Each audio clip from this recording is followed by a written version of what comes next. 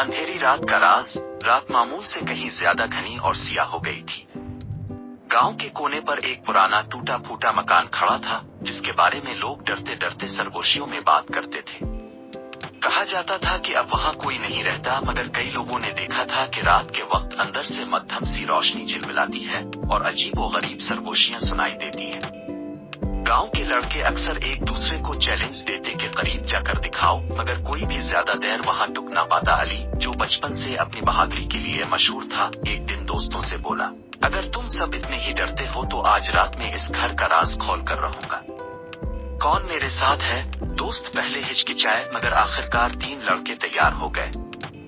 इस रात जब मोटी बदलियों ने चांद को छुपा रखा था और वह खेतों में सर्दी की लहर दौड़ा रही थी, वो सब इस डरावने मकान की तरफ बढ़े।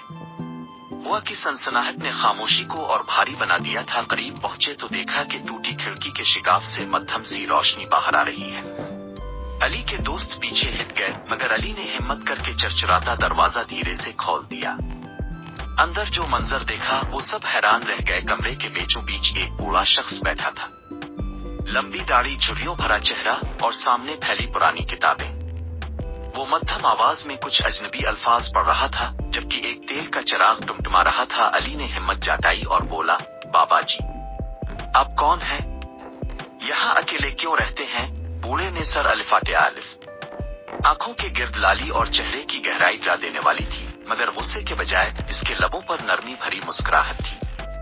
वो बोला, मैं इस मकान का आखिरी मकीन हूँ। लोग मुझे भूल गए, मगर मेरा मकसद अभी बाकी है। उन किताबों में ऐसी दुआएं और इल्म है जो इंसान को बुराई से बचाता है। मैं अपनी रातें उन्हें महफूज रखने में गुजारता हूँ। लड़कों ने एक दूसरे की तरफ हैरत से देखा।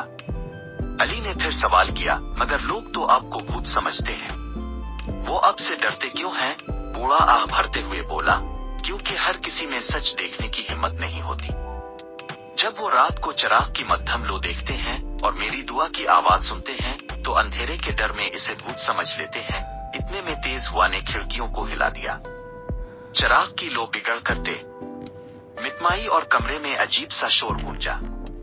लड़कों के रूंगटे खड़े हो गए, लेकिन बूढ़े ने सुकून से किताब बंद की, हाथ अलिफाटेई और दुआ के कुछ अल्फाज कहे। लम्हों में कमरे की फिजा पुरसुकून हो गई, जैसे अंधेरा खुद रोशनी के आगे झक गया हो। अब डर की जगह सुकून आतर आया था। अली ने आगे बढ़कर अदब से कहा, बाबा जी, हमें मुआफ कर दी, हमने आपको गलत समझा था। बूढ़े की आंखों में नरमी उतर आई और वो मुस्कुरा कर बोला, याद रखो बच्चों, डर हमेशा जहालत से पैदा होता है।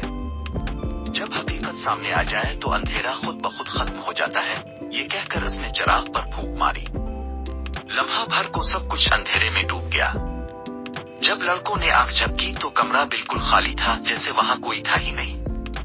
बाबा जी गायब हो चुके थे। लड़के हैरान और परेशान मगर रोशन दिलों के साथ घर लुटे।